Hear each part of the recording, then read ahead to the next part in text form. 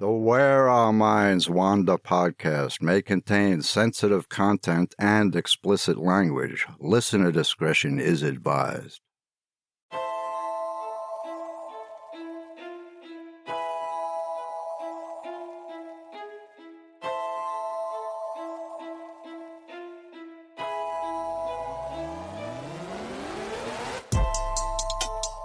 Greetings, fellow wanderers, to the places our minds wander. Where strange lights speed beyond reason across a clear night sky. The house at the end of the road where disembodied voices whisper and strange noises make the living shiver. Lurking shadows hiding on the edge of the woods just outside your back door. Odd, true events throughout time that lead you down the rabbit hole. I'm Wes. And I'm Beth. And this is Where Our Minds Wander.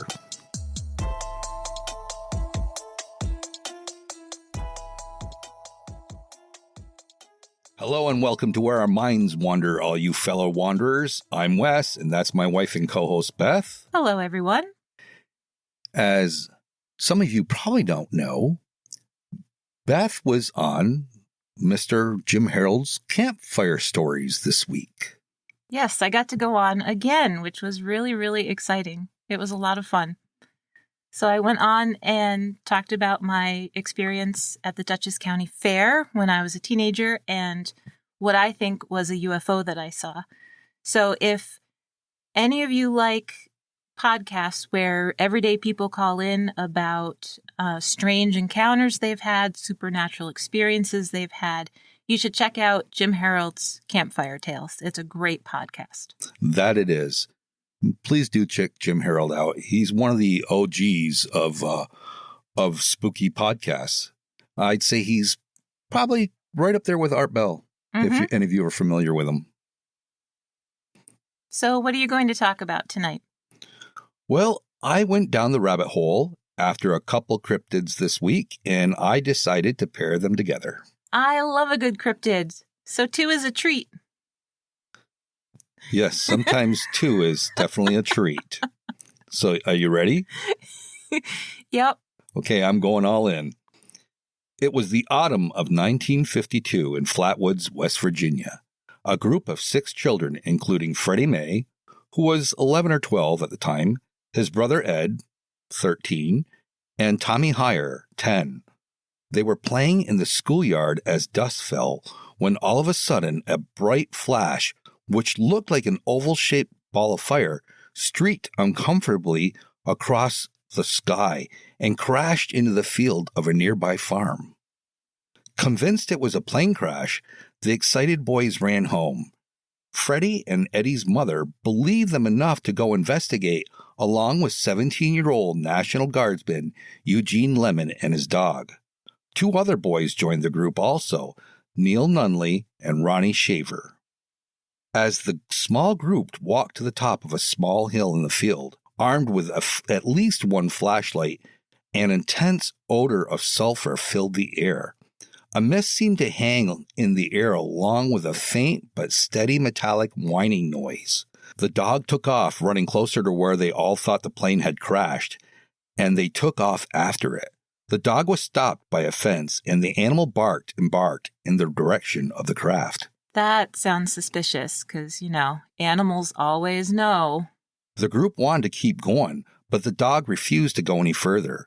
The sulfur odor became even more intense and the metallic whining even louder.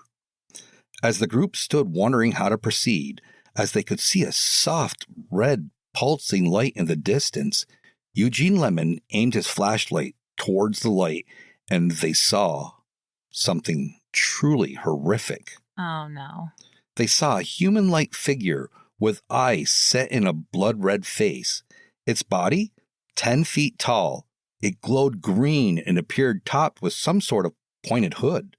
Eugene Lemon swore it had claws instead of hands, and if it wasn't weird enough, 2 beams of light shot out from the creature's eyes. Well, I wasn't expecting that. Well, neither were they. The creature also didn't stay on solid ground. It lifted up and hovered. But before it drifted off, it spewed out some sort of oily substance that completely covered poor Miss May. Oh my gosh. It's like being slimed. that poor woman. Yeah, it sounds something very similar to being slimed. The terrified group raced back to their homes where they immediately called the police. The police had already heard several reports of a strange light traveling across the sky of their town and were preparing to go investigate the plane crash site for themselves. They found nothing, not a thing. No debris, no scorched earth, and certainly no creature, which would become known as the Flatwoods Monster. But the May boys and their mother and Eugene Lemon weren't the only Flatwoods residents who saw the strange aircraft. Several of them did come forward and say that they saw a flat aircraft that sent out red and orange lights. Some say they assumed it was a meteor. And there was at least one more encounter with the Flatwoods Monster itself. The very next night, a family was traveling down Route 4 when their car inexplicably shut down. The driver tried over and over to restart the car, but it was completely dead. Then a thick stench of sulfur filled the air. Right beside the car, the green glowing body of some sort of creature materialized, floated by them, and then drifted off. And their car, it started right up. That's strange. The story made local news, of course, and then national news. One local publisher, A. Lee Stewart Jr., even went up to the crash site with a loaded shotgun, and he reported that there were, in fact, skid marks in the earth and a weird gummy substance on the ground. Wait, so the police found nothing, but the local reporter said that there was evidence? Correct. The townsfolk were terrified. Before long, Project Blue Book paid a visit. Oh, that's a big deal. Yes, it is. They said that, in all probability, it was most likely a barn owl. A barn owl? Yup. That shot light beams out of its eyes and glowed green. Well, that is what Project Blue Book determined. They must have felt that the eyewitnesses exaggerated in some way. But what about all the lights in the sky? Well, a meteor was seen across Maryland, Pennsylvania, and West Virginia on September 12th, the same night as the Flatwoods Monster account. And the red lights, most likely airplane beacon lights. Huh. According to a Committee for Skeptical Inquiry report from 2000, the committee believes that it was the perfect storm of three events that frightened the people of Flatwoods: a meteor, the lights of an airplane, and a barn owl. Come on. Okay. Yeah, I know. It's rather disheartening for them to say something like this because it doesn't add up to me either. Yeah. The mission statement of the committee is as follows. The Committee for Skeptical Inquiry promotes science and scientific inquiry, critical thinking, science education, and the use of reason in examining important issues. It encourages the critical investigation of controversial or extraordinary claims from a responsible scientific point of view and disseminates factual information about the results of such inquiries to the scientific community, the media, and the public. They consider the following things to be pseudoscience: yogic, flying, therapeutic touch, astrology, firewalking, voodoo, magical thinking, Uri Geller, alternative medicine, channeling, psychic hotlines and detectives, near-death experiences, unidentified flying objects, UFOs, the Bermuda Triangle, homeopathy, faith healing, and reincarnation. Well then, I guess we would not be invited to any of their parties. Yeah, I don't think we would. No. So, I don't know. I'm all for skepticism and looking at things from a rational, scientific perspective.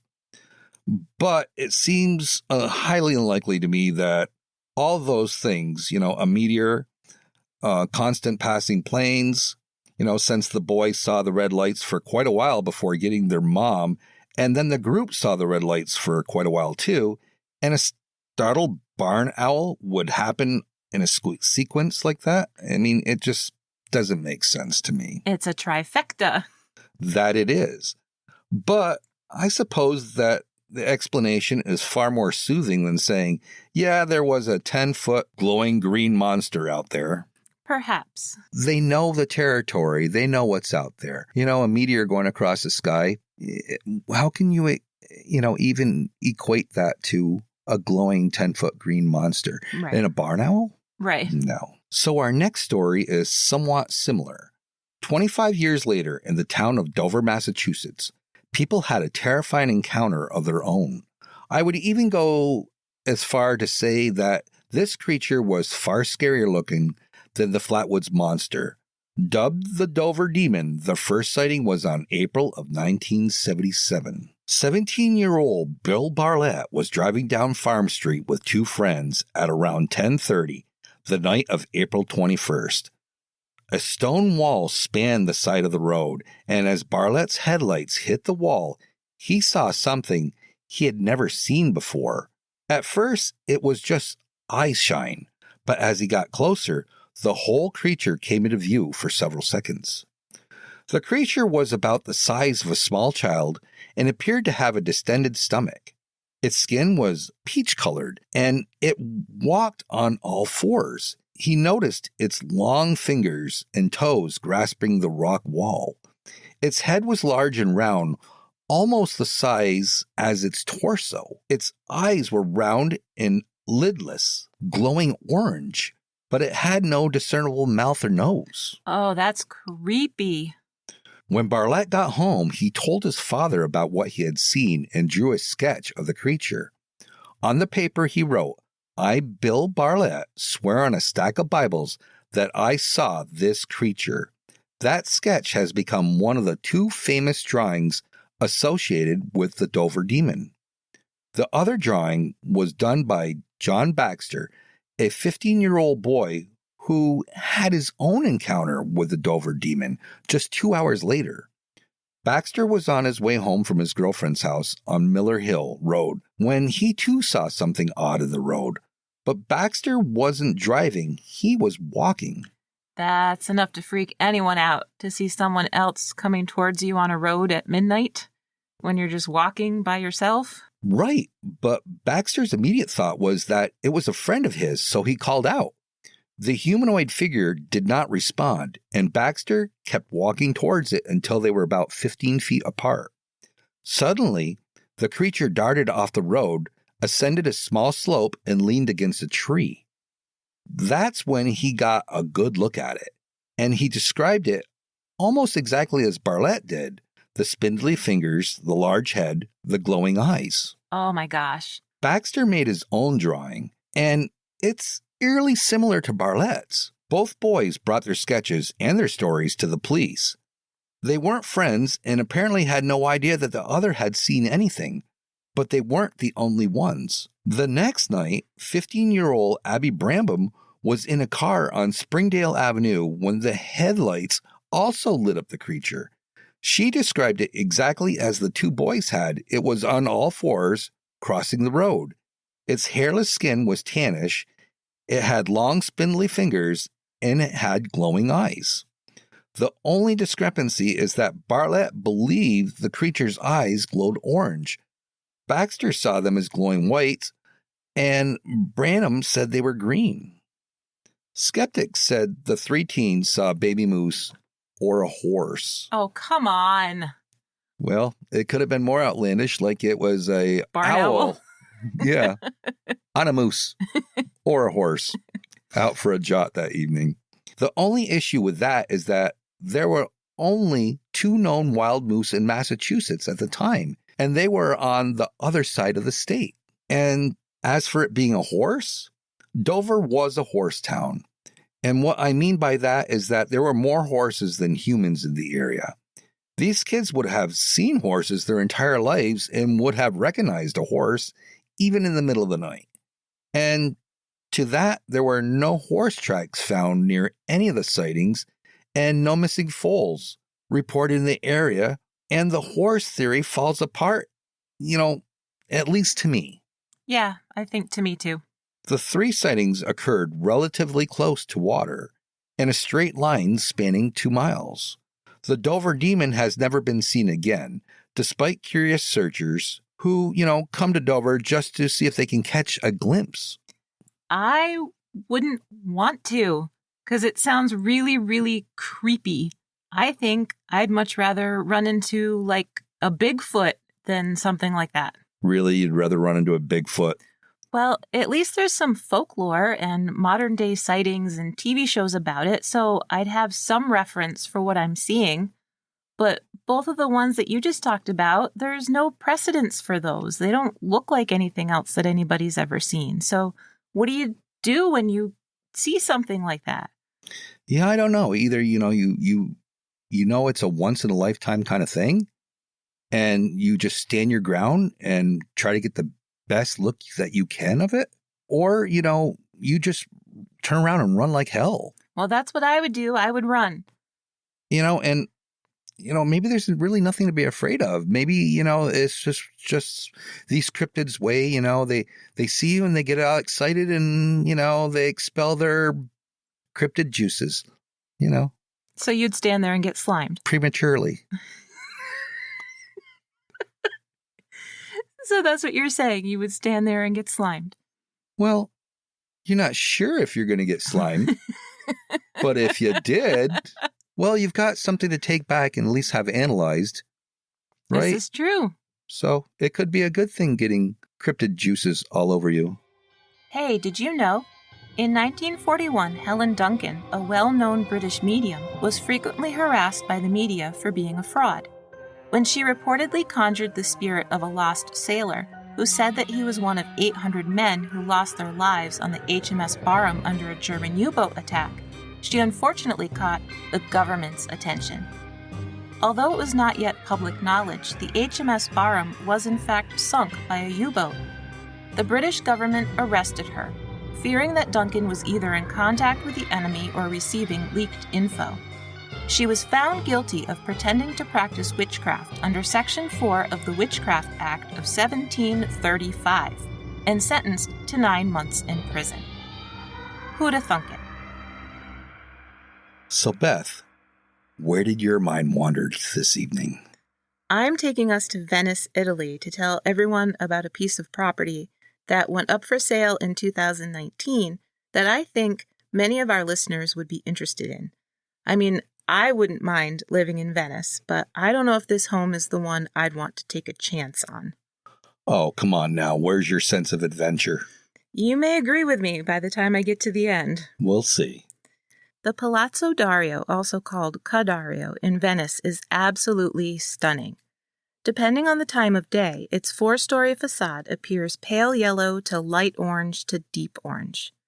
One side of the front of the home is filled with symmetrically lined up stone archways, the other with round cutouts, similar to medallions. It's so gorgeous, in fact, that Claude Monet painted its facade during his visit to Venice in 1908. But when you look at it in pictures, something does seem a little off. It appears as though the entire structure leans a little to one side, as though its foundation is no longer level.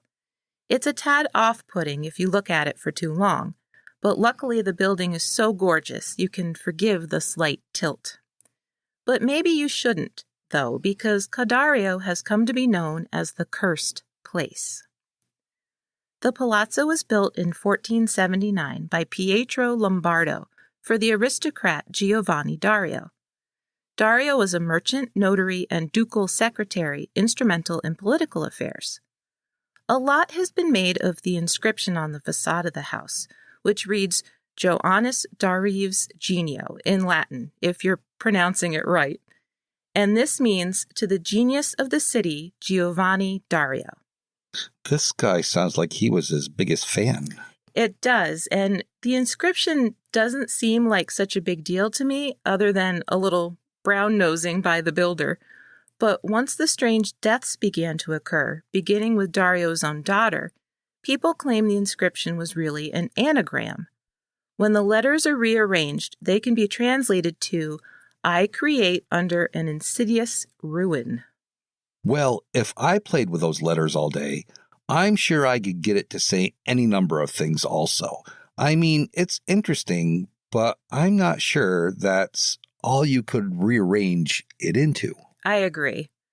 But Dario died just 5 years after his home was completed, and the building was inherited by his daughter Marietta and her husband, a spice merchant. The spice merchant was stabbed to death, and Marietta passed away not long after. Her cause of death is unknown. But their son passed away in 1542 at the hands of assassins. Well, to me, it sounds like they were a wealthy family, with many enemies.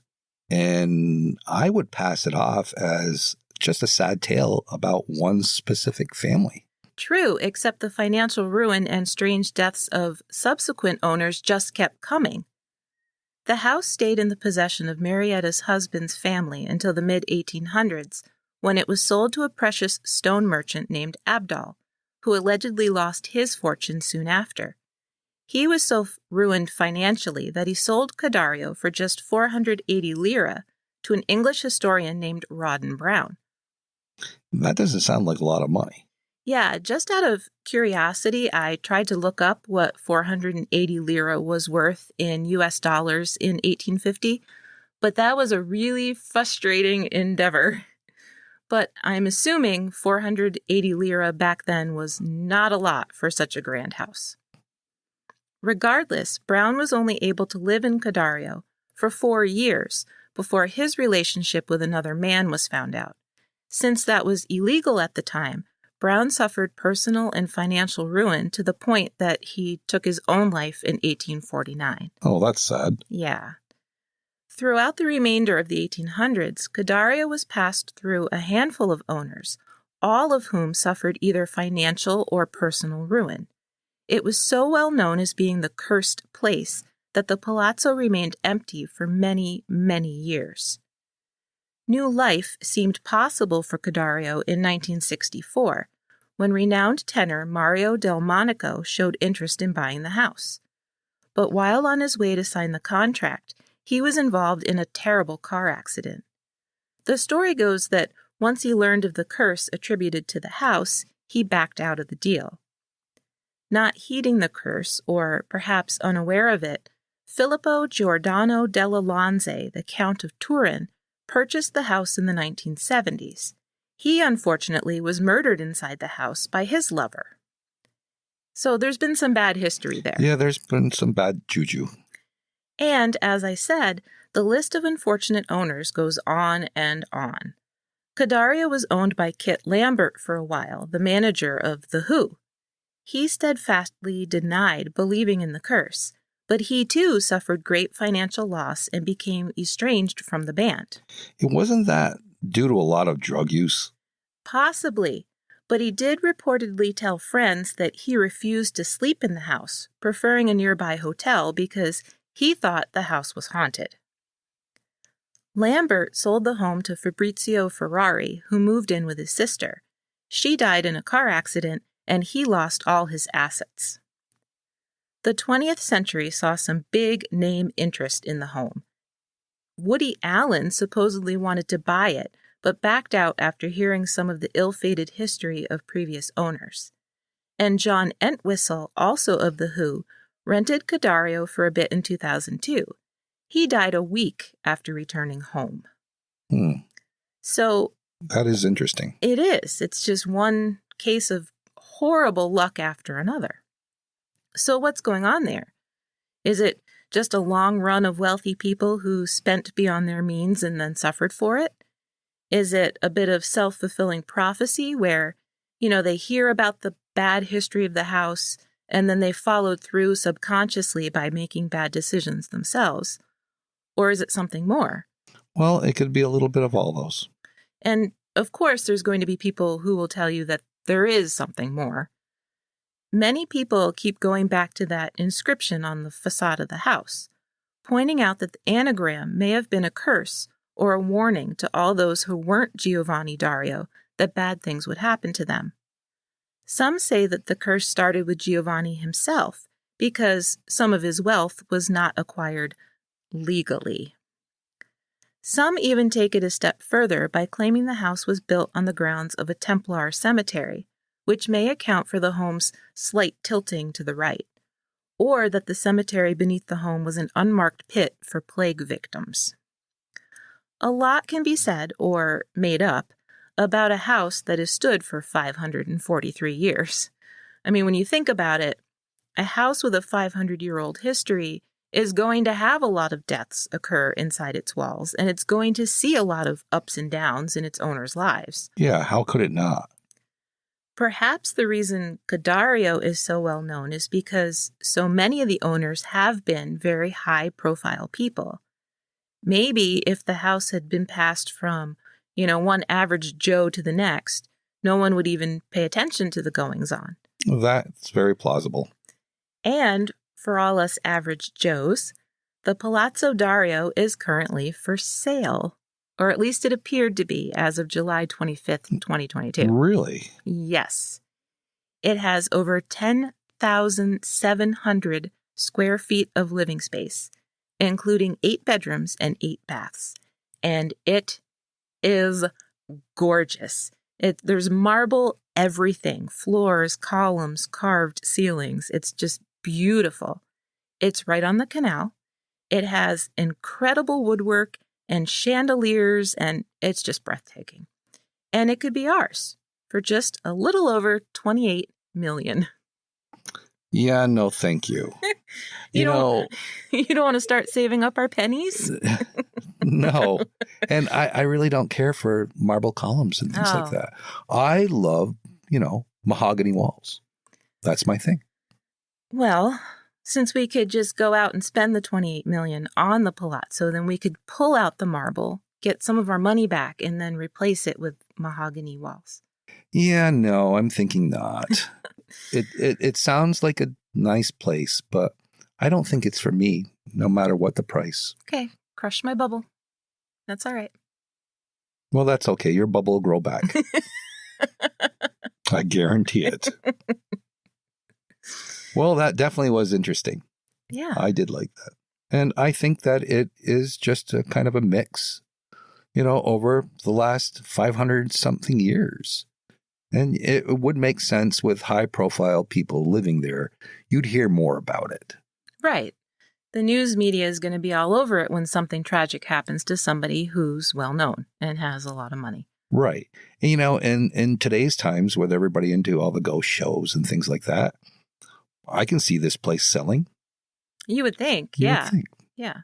Oh, well. Just whip out your checkbook. We'll keep an eye on it and see what happens with this place. I'm kind of interested now to see if it actually sells and to who. Mm-hmm. Well, I guess that's it for this week's episode. Yeah, I think so. And we hope you enjoyed it, and we'll see all you wanderers next week. Yeah, and don't forget to check out Beth's episode on Jim Harold's Campfire. We'll drop a thing on Facebook letting you know when it airs. We will. You all take care. We'll see you next week for an all-new episode of Where Our Minds Wander. See you soon. Thank you for joining us. We look forward to traveling with you again to the places where our minds wander. If you like what you heard, please take a moment and provide us with a 5-star rating and a comment. It really helps us move up the list so people can find us. See you next week for an all-new episode of Where Our Minds Wander.